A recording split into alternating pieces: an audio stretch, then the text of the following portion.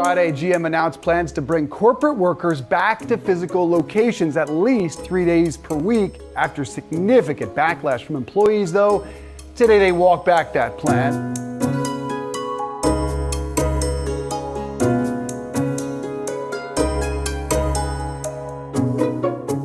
We're seeing is more companies kind of committing to and deepening the biophilic experiences, partially as a way to create more interesting places to come back to work. Do you want to just come back to the normal workstation? I don't think so.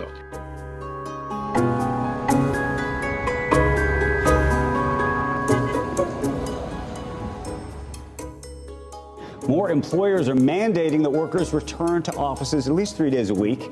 Are these return to office mandates a good thing for business or not?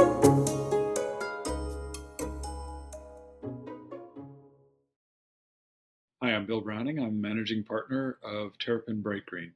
Terrapin is a small research and consulting firm. Our work is largely focused on green buildings, advanced green building strategies, biomimicry, looking at innovation inspired by nature. We also are really interested in how the space impacts the people itself, and metrics around a focus of biophilia, human connection with nature, and how experiences of nature can be brought into the built environment. In particular, we're interested in how people use the building and how they use the space, but then also how that space impacts them. When we think about the cost of energy per square foot and the operating cost of a building, and that's really important for economics and also for the carbon implications, but the real cost of the building is the people. And so if I do a pie chart for a typical office building, over 90% of the cost per square foot per year are the people. Or if I flip that around, when I add in absenteeism and presenteeism, 1% gain in productivity is equivalent to the entire energy bill. And so focusing on the experience of the people is really, really important to us. We also realize that in an office, you don't have just sort of one kind of user. You have multiple people having different experiences in it. And so some of it is just the first step is sort of mapping, understanding who are the people who are going to be using the space and what are their needs. One of the things that we're seeing is more companies kind of committing to and deepening the biophilic experiences, partially as a way to create more interesting places to come back to work. Do you want to just come back to the normal workstation? I don't think so, right? I want to have a different experience, right? And I also want to have an experience that I can't have at home. Making these changes and doing these strategies, hopefully you're making a workplace that is more attractive and one that people are more likely to want to come back to experience. Biophilia is about human connection to nature.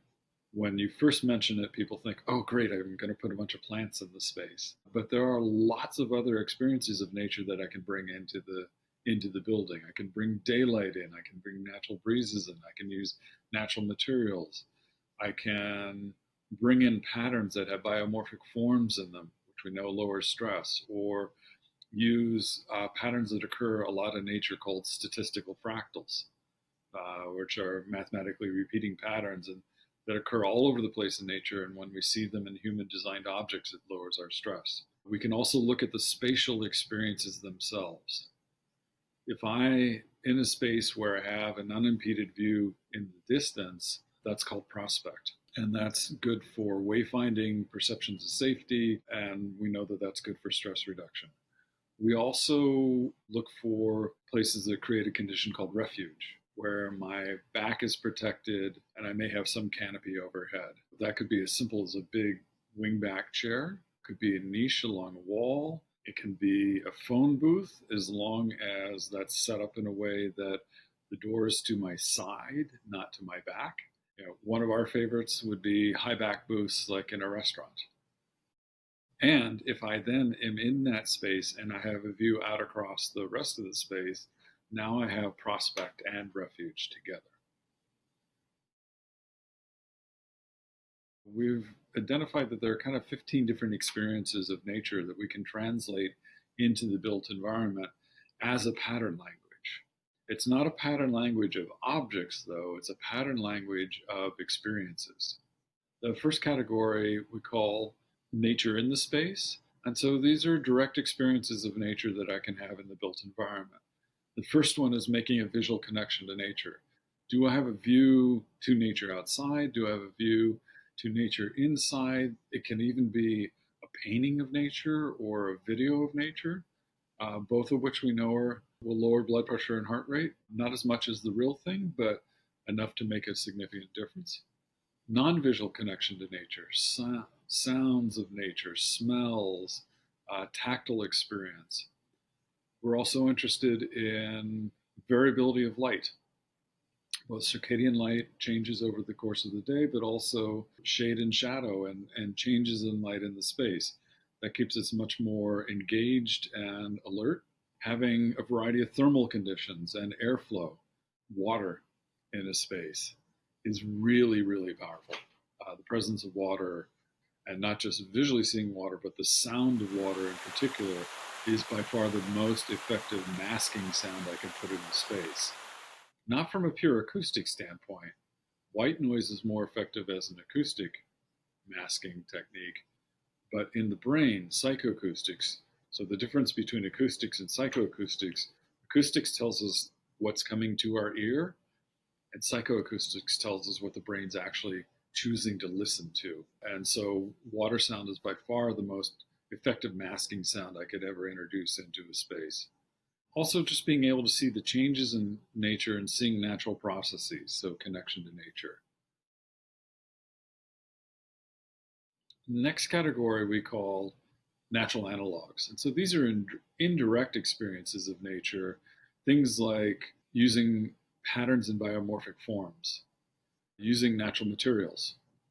And we're not sure why, but the brain sorts between alive and man-made subconsciously almost instantaneously. And there's a very strong preference for the natural.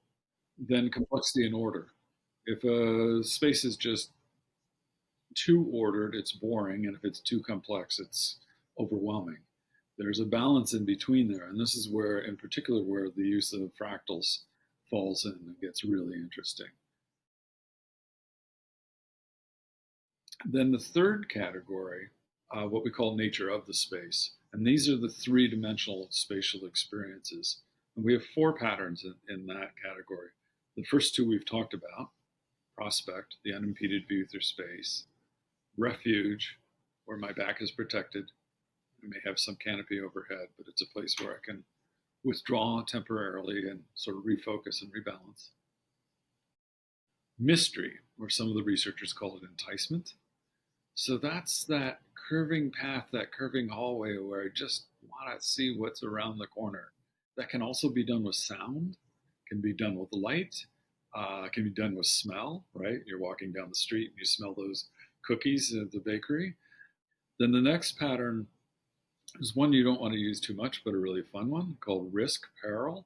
One of my favorite examples, not an office building, but a Frank Lloyd Wright building, the Guggenheim Museum in New York, has that curving ramp around the central atrium. And if you get to the top and you look over, it's pretty exhilarating to look into that central atrium. But it's even more exhilarating because Wright intentionally makes that railing just a little bit low.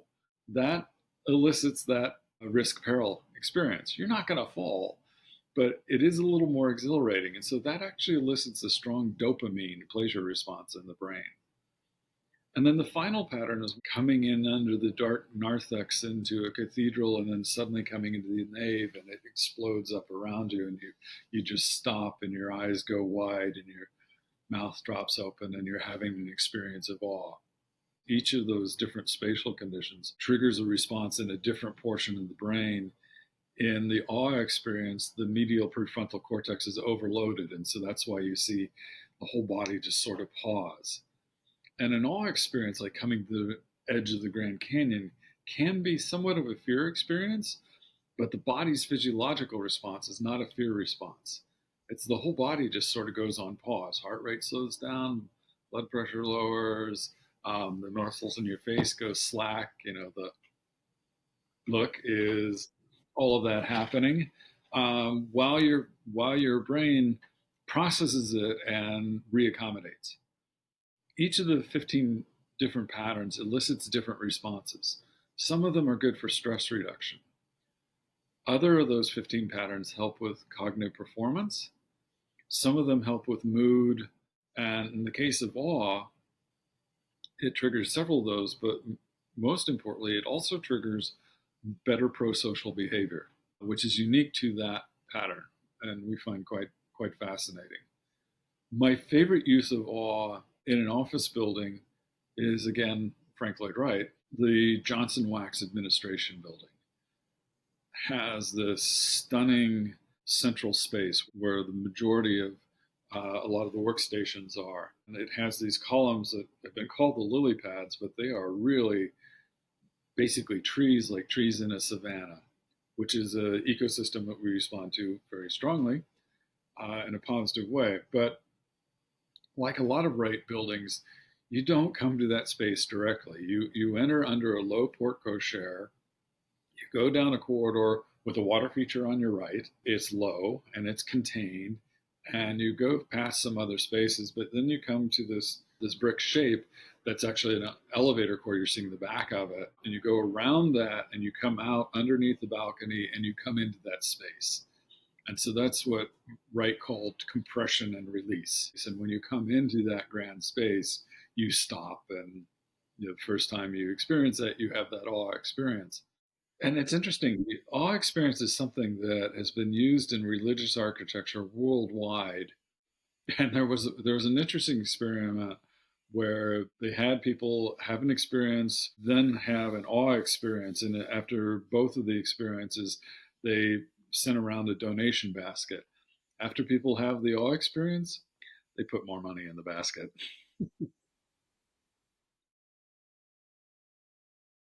What we've learned in the last few years, there have been some interesting pieces of science. One of the first one came out of Japan, and that was a look at and they used mice for this originally because they wanted to track what was happening in their brain. And they used linalool, which is the predominant compound in the scent of lavender. You always hear, oh, lavender is calming. Turns out, at least in mice, and it appears to be the same in humans, is that compound, linalool, triggers the same neural pathways in the brain as Valium. And unlike Valium, you don't get habituated to it. Certain scents, certain smells trigger different pathways in the brain and trigger different responses. And scent's also interesting as a sense. It's the one that actually we respond fastest to. We process that quicker than we process anything else, much quicker than vision. Vision's actually pretty slow. So by the time we process it, the event has already happened. We just don't realize that. Scent goes through the brain really, really fast. It also triggers memories in ways that some of the other senses don't. So sense an interesting one, and particularly if we can then combine different sensory experiences, so sound and smell and touch, and along with the visual. Much of our brain processing is focused on visual. We're a highly visual critter, but the experiences are more powerful if we can combine senses together. Increasingly, we are doing some digging around and trying to understand more about nature sound and psychoacoustics. We're also getting increasingly interested in biophilic design for neurodiverse populations. And so we're in the process of combing through research right now on potential interventions from biophilic design to support people on the autism spectrum. There's been some interesting spatial design work around that. Marsha Madam, unfortunately, just died of Letty Madam Stacy, did some interesting work on a community for autistic adults in Marin. Beautiful, like so much of her work, was beautiful, quiet series of small houses and common spaces shared by the adults. Oliver Heath, architect who we really love in the UK, did a break room for autistic kids in a public school where they can go. It's got a wall of beehive honeycombs that the kids can get in, these little refuge spaces, but it also uses carpet tiles and other materials that have biomorphic forms and statistical fractals in them. And then it has these touch basins where the kids can stimulate themselves using gravel or bark or sand, because tactile stimulation is a way that they reground themselves. And so we're trying to get a deeper understanding of the science of what patterns, what experiences of nature would be most beneficial for people on the autism spectrum. One of the great ways to sort of educate yourself about biophilic design, you can download all the publications from our website. You can also download a little postcard that has the 15 patterns of biophilic design on it.